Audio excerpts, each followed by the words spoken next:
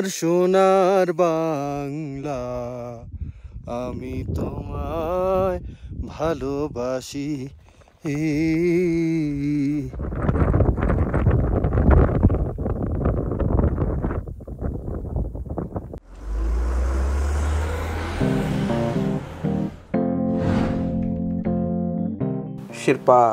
শেরপাদের সহযোগিতা, এই গল্পটার বাইরে আসলে শেরপাদের আর কি গল্প আছে আসলে? শেরপা একটা জাতি যারা মাউন্টেনের আশেপাশে থাকে, যারা তিব্বত থেকে নেপাল সাইডে বা তিব্বতে এখনো বিলং করছে। তো শেরপারাই যদি সে যে শুধু মাউন্টেন গাইড, ব্যাপারটা এমন না। ওখানে পাহাড়ে আর অনেকগুলো জাতি আছে, যেমন তামাং, গুরুং আছে, তামাং আছে, হ্যাঁ, ওরাও কিন্তু ক্লাইম্বিং করে। তো শেরপাদের মধ্যে ডিফারেন্স আছে আপনার। কিছু শেরপা থাকে ট্রেন্ড এবং এক্সপিরিয়েন্সড, এবং আর কিছু শেরপা যারা হচ্ছে নিউকামার বা কুক হিসাবে কাজ করতো। যেমন একটা অভিযানে কিন্তু অনেকগুলো রোল আছে, কেউ মালবাহক পোর্টার, কেউ কুকের কাজ করে, কেউ ডিশ ওয়াশার ওখানে। তো এই রোলগুলোর মধ্যে কেউ ম্যানেজমেন্ট রোল প্লে করে। কেউ কি করে যে শেরপাদের যখন ক্লাইম্বিংয়ে যায়, ওরা যেমন একটা এভারেস্ট এক্সপিডিশনে গেলে অলমোস্ট তারা 15 থেকে 20 লাখ টাকা আর্ন করে ওদের ফুল এক সিজনে। ঠিক আছে, অ্যামাউন্ট অনেক বেশি, বাট লাইফ রিস্কও আছে। তো অনেকে কী করে, নিউকামার যারা আছে তারা এই অ্যাটেম্পটা নেয় যে আমরাও শেরপা হব। তো এই ক্ষেত্রে এক্সপিরিয়েন্সের একটা লেকিংস থাকে বিটুইন, মানে অনেক বেশি ক্লাইম্ব করা শেরপা বা অনেক ট্রেন্ড শেরপা আর আনট্রেন্ড শেরপার মধ্যে। এখন যারা ক্লায়েন্ট, সে তো বুঝবে না যে কে ট্রেন্ড কে আনট্রেন্ড, সব তো দেখতে একরকম। ও বলতেছে আমি 4 বার এভারেস্ট গেছি, ও বলতেছে আমি 8-10 বার এভারেস্ট গেছি। তো এই ক্ষেত্রে ক্লায়েন্টের বোঝা উচিত, যেমন আমরাই এখন ক্লায়েন্ট, তো ক্লায়েন্টের বোঝা উচিত বা ক্লাইম্বারের বোঝা উচিত যে কার সাথে আমি অ্যাকম্পেনিড হব। যেমন ধরেন আমি যে শেরপার সাথে এখন বন্ধুত্ব বা এরকম 3-4 জন শেরপার সাথে আমার খুবই ক্লোজ সম্পর্ক, তাদের নিয়ে কাজ করি। তো তাদের সাথে আমার অনেক বছরের একটা সম্পর্ক। আমি জানি সে জানে আমার বডি ল্যাঙ্গুয়েজ কি, আমার কখন কি দরকার। এই রিলেশনশিপটা আসলে মেনটেন করতে হয়। যখন পশ্চিমারা মাউন্টেনিংটা কিন্তু আপনার আলপসে থেকে শুরু, ইউরোপ থেকে শুরু। ইউরোপিয়ানরা ক্লাইম্ব করতো, ইউরোপিয়ানগুলো ক্লাইম্বিং টেকনিকগুলো থেকে শুরু করে তারা প্রত্যেকটা ইকুইপমেন্ট, যেমন আমরা যত ক্লাইম্বিং ইকুইপমেন্ট ইউজ করি এখন আধুনিকভাবে, সবগুলোর ডেভেলপমেন্ট ওখানেই, সবগুলোর ক্রিয়েশন ওখানেই। তো ওরা যখন আলপসের পর্বতমালাগুলো ক্লাইম্ব করতো, তারা দেখলো যে হাইট কম, যে এরকম পর্বতমালা কোথায় আছে, তারা আসলো হিমালয়ে আসার পরে ওনারা যে প্রথম যে অবস্টাকেলটা ফেস করছে সেটা হচ্ছে গিয়ে, হিমালয়ের পাহাড়ের উচ্চতা তো অনেক বেশি, কারণ এখানে গ্রাউন্ড লেভেলই 4000 মিটার, আর ওদের সর্বোচ্চ পাহাড়ই 4000 মিটার। তারপরে হচ্ছে গিয়ে আরও 4-5 হাজার ক্লাইম্ব করতে হবে এর ডিস্টেন্সটা। তারা বিগ মাউন্টেনে মালবাহক হিসেবে লোকাল কিছু জনগোষ্ঠী নিয়ে গেল, ওনারাই শেরপা ছিল। পার্সোনালি যেটা আমি জানি যে আপনি অলমোস্ট 14 বছর, জি 14 বছর পাহাড়ে কাজ করছেন, বাংলাদেশ থেকে পাহাড়ে কাজ করছেন। এই যে অভিজ্ঞতাটা আসলে কেমন? পাহাড়ে ঘোরা শুরু আমার ধরেন 2007 সাল থেকে, 7 থেকে আজকে হচ্ছে প্রায় 24 শেষ 25-এর দিকে, প্রায় 14 বছর। তো এই এক্সপিরিয়েন্স থেকে আমি বলতে পারি, আমরা যখন প্রথমে তো আমি আসলে প্রফেশনাল ছিলাম না, কাজ করি নাই, মানে পাহাড়ে থাকার জন্য, সাস্টেন করার জন্য করি নাই, ইনকামের জন্য না। প্রথমে আমি নিজেও পাহাড়ে ঘুরতাম, বান্দরবনে ঘুরতাম। প্রথম আমার সূচনা ছিল সীতাকুণ্ড মিশরাইতেই, তারপর আস্তে আস্তে পার্বত্য চট্টগ্রামের বাকি সব এরিয়া, ওইখানে আমি কিছু সার্ভে কাজ করতাম। মানে যেমন ধরেন আমার গোল ছিল আমি মাউন্টেনের উচ্চতা মাপবো, বাংলাদেশে কতগুলো হাইয়েস্ট মাউন্টেন আছে, নতুন নতুন কি ওয়াটারফল আছে, নদীর সোর্স কোথায়, কোন ঝিরির সোর্স কোথায়, তো এগুলো নিয়ে সার্ভে করার ইচ্ছা ছিল। এই করতে করতে কিন্তু পাহাড়ের মধ্যে আটকে গেছি। মানে আমাদের দেশে অনেক ইনফ্রাস্ট্রাকচার ডেভেলপমেন্ট নাই, ওখানে আপনি থাকার জায়গা পাচ্ছেন না ঠিকঠাক, আদিবাসীদের সাথেই থাকতে হবে, ওখানেই থাকতে হবে। আর নেপালে যদি যান আপনি, দুর্গম থেকে দুর্গম জায়গায় ওরা ফরেন ট্যুরিস্টদেরকে অ্যাট্রাক্ট করার জন্য high command washroom, wifi, satellite wifi, সব কিছু ওখানে পাচ্ছেন। পিজা, এত ভালো পিজা আমি বাংলাদেশেও খাই না। তো এত সুন্দরভাবে অ্যারেঞ্জ করে তারা রাখছে জাস্ট ফরেন ট্যুরিস্টকে অ্যাট্রাক্ট করার জন্য, because they are depending on tourism for their economy. নিরাপত্তাও তো সেফটি। আপনি ওখানে রাত 12টা, এই যে কাঠমান্ডু রাজধানীতে আপনি থামিল শহরে সারা রাত মানুষ সজাগ থাকে, সারা রাত থামিল নেভার স্লিপস। তো এখানে আপনি যে কোনো একটা ফিমেল সারা রাত ঘুরুক, কেউ একটা কথাও বলবে না, কেউ ডাকও দিবে না, ফুল স্বাধীনতা এবং ফুল সেফটিতে আছে। ইমব্যালেন্সড হয়ে যান কোনো কিছুতে, পুলিশ আপনাকে আপনার গন্তব্যে পৌঁছে দিবে। এই ডিফারেন্সটা আর আমাদের দেশের ডিফারেন্সটা যদি মানে কাছাকাছি যেত তাহলে হয়তো বা অনেক ফরেন ট্যুরিজম আমাদের দেশে ডেভেলপ হতে পারতো। পদ্মা নদীর যে উৎসমুখ সেটা দেখেছেন আর কি, ঘুরে এসেছেন সেখান থেকে, সেই গল্পটা যদি বলেন আমাদের দর্শকদের জন্য। 2018 সালে প্রথম আমি গিয়েছিলাম গঙ্গোত্রী তপোবন নামে একটা ট্রেক আছে, উত্তরাখণ্ডে অবস্থিত। উত্তরাখণ্ডের উত্তর কাশী জেলা থেকে গঙ্গোত্রী জায়গায় পৌঁছাতে হয়। গঙ্গোত্রী একটা বেসিক্যালি সনাতন ধর্মাবলম্বীদের জন্য একটা অনেক বড় একটা ধাম, তাদের 4 ধামের একটা অংশ। তো এই গঙ্গোত্রীর থেকেই ট্রেকটা বেসিক্যালি শুরু হয়। গঙ্গোত্রী থেকে চিরবাসা, ভোজবাসা থেকে গোমুখ। এই গোমুখ কি? গোমুখ হচ্ছে কি আপনার গঙ্গার উৎস বা ভাগীরথী নদীর জন্মস্থান। সেখান থেকে ভাগীরথী গ্লেশিয়ার থেকে স্নাউট বলে, যেখান থেকে নদীর সূচনা হয়। গ্লেশিয়ার থেকে বরফ গলে গলে পানি আস্তে আস্তে একটা ঝিরি বের হয়, সেই ঝিরিটাই আস্তে আস্তে নদী হয়। সাথে এই ভাগীরথী নদীর যাত্রা যখন শুরু হয় গঙ্গোত্রী হয়ে, সেটা দেবপ্রয়াগ নামে এক জায়গায় অলকানন্দী আরেকটা মেইন ট্রিবিউটারির সাথে অ্যাড হয়ে ওই জায়গায় কনফ্লুয়েন্স হয়। কনফ্লুয়েন্স হচ্ছে যখন আমরা একটা নদীর সূচনা স্থল, এটা হচ্ছে জন্মস্থান হচ্ছে আপনার এটা তো জন্ম হলো, হ্যাঁ, আরেক জায়গায় আরেকটা নদীর সূচনা হলো। সেই জায়গা থেকেই সূচনা আমাদের গঙ্গার। সেই গঙ্গা যখন বাংলাদেশে প্রবেশ করে আমাদের পদ্মা। তো এইটার যখন আমি ট্রেকে গিয়েছিলাম তখন আমি ওই জায়গায় গিয়ে অভিভূত, কারণ আমি এতগুলো জামা কাপড় পরে যাচ্ছি, আমি এত সুন্দর জুতো পরে যাচ্ছি, আর কিছু মানুষ খালি পায়ে হাঁটছে। আচ্ছা, ওখানে হ্যাঁ, ধর্মীয় বিশ্বাসে। এই গ্লেশিয়ারের মাইনাস টেম্পারেচার মানে -15 to 20 হবে পানির টেম্পারেচার। গ্লেশিয়ার গলে গলে, বরফ গলে গলে পানি বেরোচ্ছে, সেগুলোর মধ্যে মানুষ ডুব দিচ্ছে। যেন মানে এইগুলো হচ্ছে প্রত্যেকটা ধর্মকে আসলে আমরা রেসপেক্ট করা উচিত। আমি অভিভূত যে মানুষগুলো ডেডিকেশন কি ঈশ্বরের প্রতি। তো সেই ওখানেই একটা পাহাড় আছে, পাহাড়ের নাম শিবলিং। হ্যাঁ, আমার অল টাইম ফেভারিট, আমার মানে আমাদাবলামের মতোই আর একটা প্রিয় মাউন্টেন শিবলিং। পাশে আরেকটা পাহাড় আছে ভাগীরথী, ইটস ম্যাসিভ। এটা গ্রুপ অফ পিক, 3টা পিক, ভাগীরথী 1, 2, 3।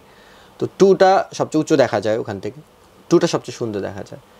আমি তখনই স্বপ্ন দেখে ফেলছিলাম, যদি আমি কখনো ক্লাইম্বিংয়ে আসি, আমি তো ট্রেকার, যদি কখনো ক্লাইম্বিংয়ে আসি বা পর্বতারোহণ শিখতে পারি, I will climb this mountain. তো সেই ভাগীরথীর যে একটা ছবি তুলেছিলাম আমি, মানে ওইটাও কি আপনার মানে স্নো মাউন্টেন? হ্যাঁ, অলওয়েজ স্নো মাউন্টেন, 6512 মিটার। আচ্ছা, বিগ মাউন্টেন। তো ওটার স্বপ্ন দেখেছি, ওটাকে ওই স্বপ্ন দেখে দেখে একটা পর্যায়ে ভুলে গিয়েছিলাম এই মাউন্টেনের কথা। হ্যাঁ, কিন্তু আমার কাভার ফটোতে, ফেসবুকের কাভার ফটোতে এটা অলওয়েজ থাকতো। আমি কাভার ফটো চেঞ্জ করি না সাধারণত। কাভার ফটো থেকে আমি একটা প্ল্যান হিসাবে রাখি যে এটা আমার নেক্সট মাউন্টেন। যেমন এখন আছে মানাসলু, পৃথিবীর 8ম সর্বোচ্চ পাহাড়। 2018 থেকে 22 পর্যন্ত প্রায় 4 বছর জুড়ে ছিল। হুট করে আমি একটা আমার বন্ধুদের থেকে অফার পাই, ইন্ডিয়ান আমার ক্লাইম্বারদের সাথে, যাদের সাথে আমি ক্লাইম্বিং করি ইউজুয়ালি। বললো, বন্ধু যাবা নাকি ভাগীরথী 2? আমি বলছি, আমি ফুল অন, নিয়ে চলো আমায়, যাব।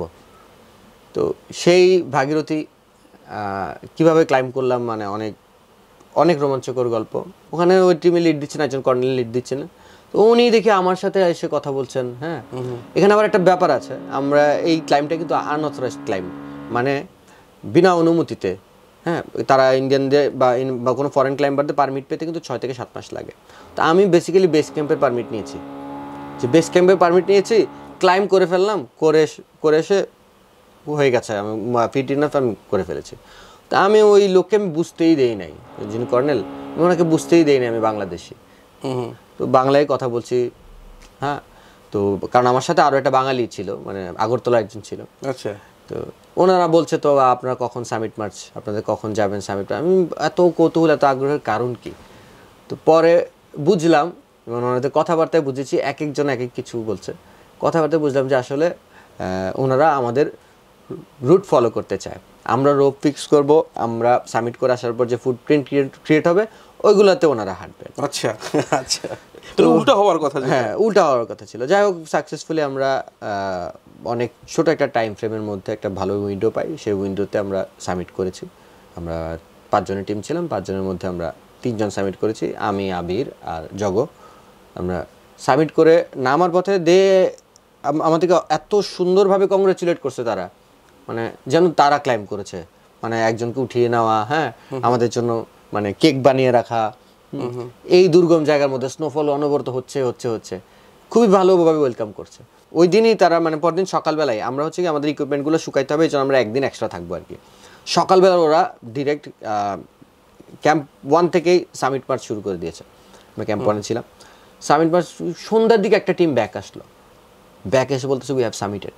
হ্যাঁ, সো ইট ওয়াজ ফিশি, মানে আমার কাছে মনে হচ্ছে কেমন সম্ভব।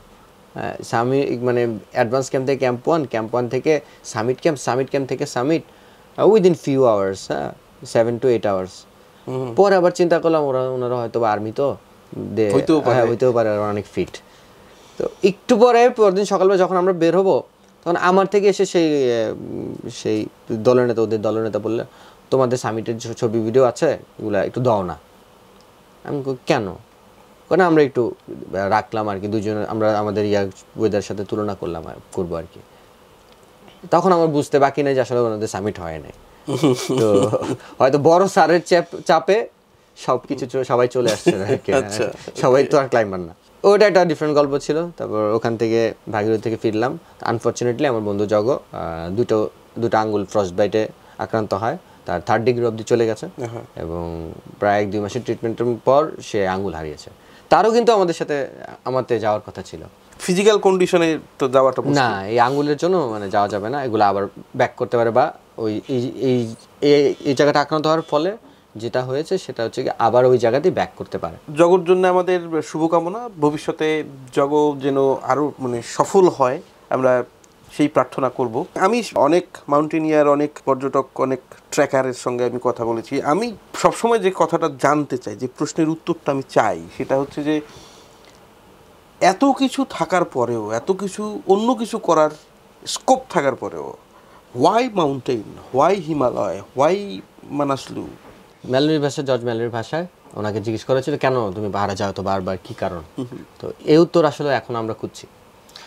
তো আমার কাছে যতটুকু মনে হয়, আমার পাহাড়ে যাওয়ার কারণ হচ্ছে আমার নিজেকে চেনা। হ্যাঁ, মানে আমি কি করতে পারি, বা আমার একটা মানুষ হিসেবে আমার কতটুকু সীমাবদ্ধতা আছে, সেই সীমাবদ্ধতাকে ছাপিয়ে আমি কত দূর যেতে পারি। আর mountain is a lifestyle for me, মানে পাহাড়ে থাকা, পাহাড়ের মধ্যেই থাকা, যে এইটাই হচ্ছে আমার জীবনের লক্ষ্য ছিল এবং সেটাই ফলো করছি। আর সবসময় আমি বলি, মাউন্টেনে কারোর সাথে কখনো কোনো প্রতিযোগিতা হয় না, পাহাড়ে অন্তত। মানে আপনি ও চলে গেল, আমারও যেতে হবে, এবার আমি এটা করেছি, হ্যাঁ পরের বার মানে ওর চেয়ে ভালো করে দেখাবো, এটা আসলে হয় না। এখানে কম্পিটিশনটা হচ্ছে আপনার নিজের সাথে। You should compete with yourself, only yourself. আর একটা একটু অন্য ট্র্যাকের জিনিস জানতে চাই। এই যে আপনারা সবসময় যান এখান থেকে, আপনি বাংলাদেশ থেকে যান, আর বাংলাদেশ থেকে এখন আরও অনেকেই যায়, পৃথিবীর বিভিন্ন দেশ থেকে হিমালয়ে আসে, নেপালে আসে, বা ইন্ডিয়ান সাইডের জায়গায় আসে। মানে এই যে ওখানে যারা আছে, বিশেষ করে এই যে যারা পোর্টার, যারা আসলে এই সব ট্রেকিং মাউন্টেনিয়ারিংয়ের একেবারে কোর টিম মেম্বার হিসেবে কাজ করে, এরা কি কখনো আপনার এখানে এসছে বা অন্য দেশে যায়, এরকম কি গল্প আছে কিনা? মানে যেভাবে আপনারা যান সেভাবে ওরা কি ট্রাভেল করে অন্য জায়গায়? হ্যাঁ, আসে। আমি যেমন গত বছরই আমার একটা বন্ধু, শেরপা বন্ধু, সে বাংলাদেশে এসেছিল, আমার আমন্ত্রণে আসছিল। আসার পরে আমার বাংলাদেশে ওকে কী দেখাবো, বেসিক্যালি সমুদ্রের লোভ দেখিয়ে এখানে আনা ওকে। সমুদ্র, আর আমাদের এখানে ভালো ভালো ক্লোদিং পাওয়া যায়, ক্লাইম্বিংয়ের ভালো ক্লোদিং, মানে ম্যাক্সিমাম পৃথিবীর সবগুলো ব্র্যান্ডগুলো বাংলাদেশে মেক করে। আচ্ছা। তো ওই শপিংয়ের কথা বলে, কক্সবাজারের কথা বলে, সুন্দরবনের কথা বলেছি, ঢাকায় আমাদের দেশে, তোমাদের দেশের কিসের ফুড, তোমাদের দেশের ফুডের চেয়ে আমাদের দেশের ফুড কালচার ভালো, ইভেন ভারতের চেয়ে আমাদের ফুড কালচার ভালো, আর সবচেয়ে ভালো লাগবে তোমার বাস জার্নি। তাই নাকি? আমাকে হ্যাঁ, আমাকে তোমাদের বাস তো 40-এর উপরে উঠেই না, আমাদের 40 তো শুরু। তো ওকে আনার পরে ও ঘুরে আর মাছ পায় না নেপালে। আমরাও যখন যাই, আমরা মাছের সংকটে ভুগি। ল্যান্ডলক কান্ট্রি, হ্যাঁ ল্যান্ডলক কান্ট্রি, তো রিভারও তেমন নাই, আর ঠান্ডা রিভার।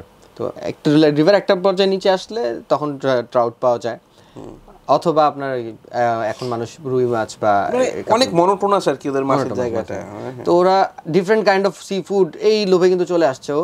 আসার পরে ওকে মানে ঢাকা শহর থেকে শুরু করে ঢাকায় এসে বলতেছে টু মাচ ট্রাফিক, আচ্ছা, হ্যাঁ crazy peoples all over here. তো আমি বললাম যে তুমি দেখোই না এয়ারপোর্ট থেকে বের হয়ে, তুমি তো দেখোই না আমাদের ঢাকায় আমাদের জীবনের 2 ঘন্টা যায় ডেইলি জ্যামের মধ্যে। তো ইটস আর লাইফস্টাইল। তারপরে ওকে কক্সবাজার পাঠাবো, কক্সবাজার ওকে বাসে উঠেছে, আমি ইচ্ছা করে বাসের এক্সপিরিয়েন্সটা তাকে দেওয়ার জন্য ড্রাইভারের পেছনে সিট দিয়েছি। আচ্ছা, ও যাত্রা বিরতি অবধি গেছে, কুমিল্লা অবধি। ও বাবা কানে ধরছে, আমাকে ছেড়ে দাও, আমি যাবো না। হ্যাঁ, আই লাভ মাই লাইফ। হ্যাঁ, পজিটিভিটি দে, মানে অনেক বাংলাদেশ সম্পর্কে অনেক পজিটিভিটি হচ্ছে। বাংলাদেশের মানুষ অনেক হেল্পফুল, অনেক হসপিটাল, ট্যুরিজম ফ্রেন্ডলি। তারা ফরেনারদেরকে অনেক বেশি আপ্যায়ন করার চেষ্টা করে। তো এই ভালো তকমাটা আমরা পেয়েছি। তোমার অনেক গল্প হয়তো বাকি থেকে গেল, ইন ফিউচার আমরা আবার এখানে বসবো, এখানে আবার আড্ডা হবে। মানে এই মুহূর্তে আমি জানতে চাইবো আসলে যে what is your next plan? আমার নেক্সট প্ল্যান, আমি এবছর এভারেস্টে যাওয়ার চিন্তা করেছিলাম, বাট দেশের পরিস্থিতির কারণে আর আমি হয়তো বা অতটা ইনাফ ফান্ড মিলাতে পারবো না। So it's very costly, for around 40,000 USD, মানে প্রায় 55 থেকে 60 লক্ষ টাকার মতো।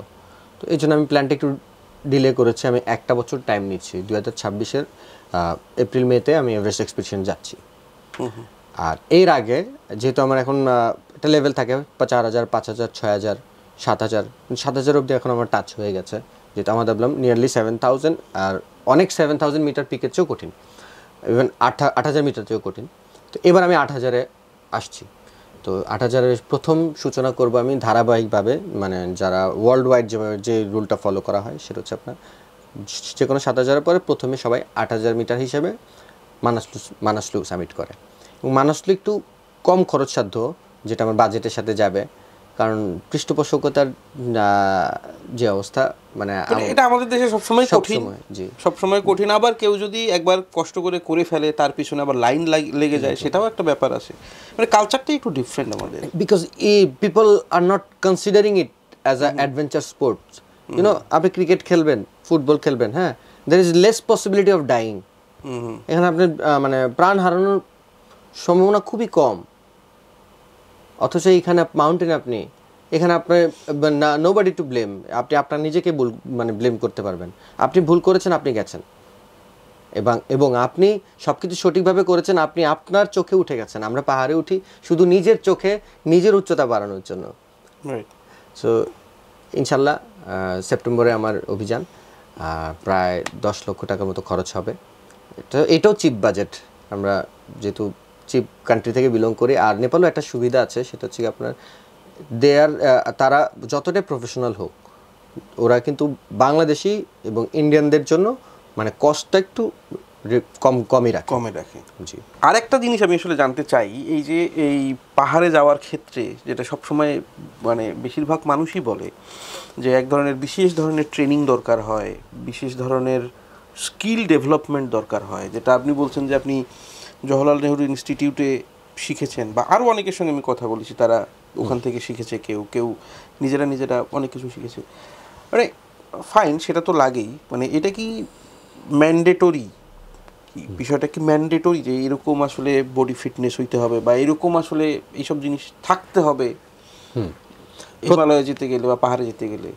পাহাড়ে এই হিমালয়ে যাওয়ার জন্য আপনি যদি একদম মানে প্রফেশনাল লেভেলে ক্লাইম্বিং করতে চান, যদি একদম প্রফেশনালি একজন মাউন্টেনার হতে চান, আপনার স্বপ্ন যদি থাকে আপনি পৃথিবীর সবগুলো পর্বতে যাবেন বা এভারেস্ট ক্লাইম্ব করবেন, তাহলে আপনাকে আপনার প্রস্তুতিটা ওইরকমই হতে হবে। আর সে প্রস্তুতি কিন্তু হুটহাট না, বছরের পর বছর। যদি আমাকে বলেন আমি কেন এখন এভারেস্টে যাওয়ার জন্য কনফিডেন্ট বোধ করি, এর একটাই কারণ, আমার পেছনে এখানে 14 বছরের জার্নি আছে। আমি ধীরে ধীরে উঠেছি। আমি একদিনে আগে হাঁটতে পারতাম না একদিনের গন্তব্যে, তারপর একদিন থেকে 3 দিন, 3 দিন থেকে 5 দিন, তারপর আমি দীর্ঘ সময় ধরে আমি দেখতে পাচ্ছি যে আমি সার্ভাইভ করতে পারি ওই ওয়েদারে। Then I am feeling the urge of climbing. যখন আমি ক্লাইম্বিংয়ের আর্জটা ফিল করছি, তখন আমার মনে হচ্ছে যে আমি রিসার্চ করছি, পরিকল্পনা করছি আসলে আমার কী দরকার। আমার এই জিনিসটা সম্পর্কে তাত্ত্বিক নলেজও দরকার, এবং ব্যবহারিক জ্ঞানও দরকার, প্র্যাকটিক্যাল নলেজও দরকার, সাথে দরকার এক্সপিরিয়েন্স। তো এই জন্যই এই ক্ষেত্রে আপনার প্রশিক্ষণটা কাজে দেয়। আপনি যেমন প্রশিক্ষণের 2টা ওয়ে আছে। একটা হচ্ছে আপনি অনেক বেশি পাহাড়ে যাবেন, পাহাড়ে গিয়ে একটু একটু করে শেরপাদের থেকে শিখবেন বা সিনিয়র ক্লাইম্বারদের থেকে শিখবেন, ওরা আপনাকে এই জিনিসটা একটু শিখাই দিবে। একটা বড় ভাই যিনি ক্লাইম্বিং ভালো বোঝে, উনি একটু একটু করে শিখাই দিবে। That process is very long and not accurate. যখন আপনি এই যে আমি নিমের কথা বললাম, নেহেরু ইনস্টিটিউট অফ মাউন্টেনিয়ারিং, বা দার্জিলিং আছে হিমালয়ান মাউন্টেনিয়ারিং ইনস্টিটিউট HMI। তো এই দুইটা জায়গাতে বাংলাদেশিরা বেসিক্যালি ট্রেনিং করে। তো এই ইনস্টিটিউটগুলোতে কি হয়, এই ইনস্টিটিউটগুলোতে আপনার খুবই দক্ষ কিছু মাউন্টেনার থাকেন, মানে কিছু না, পুরাটা আপনি ধরেন পুরো ট্রেনিং সেশন আপনি এখানে একটা এনভায়রনমেন্ট পাবেন, একটা ইউনিভার্সিটি টাইপ ক্যাম্পাস টাইপ। ওই ক্যাম্পাসে আপনার একটা সময় ক্লাস চলবে, ফিজিক্যাল ক্লাস চলবে, এবং একটা সময় প্রত্যেক দিন সকালটাই শুরু হয় 10 কিলো দৌড় দিয়ে, উইথ ব্যাকপ্যাক, উইদাউট ব্যাকপ্যাক। তারপর আপনাকে যোগা করালো, আপনার ফিজিক্যালি যতভাবে মেনটেন করা যায়, এবং উইথ প্রপার ডায়েট, অনেক ধরনের ভালো খাবার। আমি এখনও মনে পড়ে যখন আমি ট্রেনিংয়ের দিনগুলোতে ছিলাম, আমি সবচেয়ে বেশি ভালো খাবার ওখানে খেয়েছি। তো খুবই হাই ফুড। তো খাবার থেকে শুরু করে প্রত্যেকটা জিনিস, যখন আপনি 30 দিনের সুপারভিশনে থাকবেন, এক্সপার্টদের সুপারভিশনে, আপনি একটা শেরপার সাথে গিয়ে একটু একটু শিখবেন। আর ওখানে আপনি এক সেট অফ মানুষ থাকবে যারা 30-40 জন ট্রেনার, যার 30-40 জন মানুষের এক্সপিরিয়েন্স। তো এতগুলো মানুষের এক্সপিরিয়েন্স আপনি একটা ছাদের মধ্যে পাচ্ছেন না, একটা এরিয়ার মধ্যে পাচ্ছেন, এবং প্রত্যেকটা জায়গায় হচ্ছে এই কেন্দ্রিক, এই ফোকাসড। এখানে ইটস লাইক আর্মি ট্রেনিং, এবং ওই ট্রেনারগুলো কিন্তু আর্মিরই। তারা যে লাইফস্টাইলটা আপনাকে শেখাবে, আপনাকে শিখায় দিবে মাউন্টেনিং কীভাবে তুমি পরবর্তী সময়গুলোতে সার্ভাইভ করতে পারবা, সেটা আপনার ছোট ছোট সেশনে সম্ভব না। তো এই জন্য আমি সবাইকে বলবো যে মানে আপনারা চেষ্টা করেন প্রাতিষ্ঠানিক প্রশিক্ষণ নেওয়ার, মানে যারা যেতে চান মাউন্টেনিয়ারিং। এটা অবশ্যই যেটা তমাল বলছিলেন যে মাউন্টেনিয়ারিং এক ধরনের স্পোর্টস, যেটা আমরা আসলে কনসিডার করি না বা স্বীকার করি না। অন্য স্পোর্টস, কিন্তু যদি আমরা ধরি যে কি বলে এটাকে, রেস, বাইক রেস, কিংবা কার রেস, কিংবা বক্সিং, কিক বক্সিং, সবই কিন্তু স্পোর্টস হিসেবে স্বীকৃত। সেগুলোতে হয়তো এক ধরনের চান্স আছে, এক ধরনের শঙ্কা আছে, মানে প্রাণহানির। কিন্তু ফুটবল, ক্রিকেট, ব্যাডমিন্টন, টেনিস, এগুলোতে আসলে, ফলে স্পোর্টস হলেও এগুলোর ক্যাটাগরি আবার আলাদা আলাদা। মাউন্টেনিয়ারিংও মানে স্পোর্টস, কিন্তু সেটা আবার একদম এক্সট্রিম অ্যাডভেঞ্চার স্পোর্টস, এক্সট্রিম লেভেলের আর কি।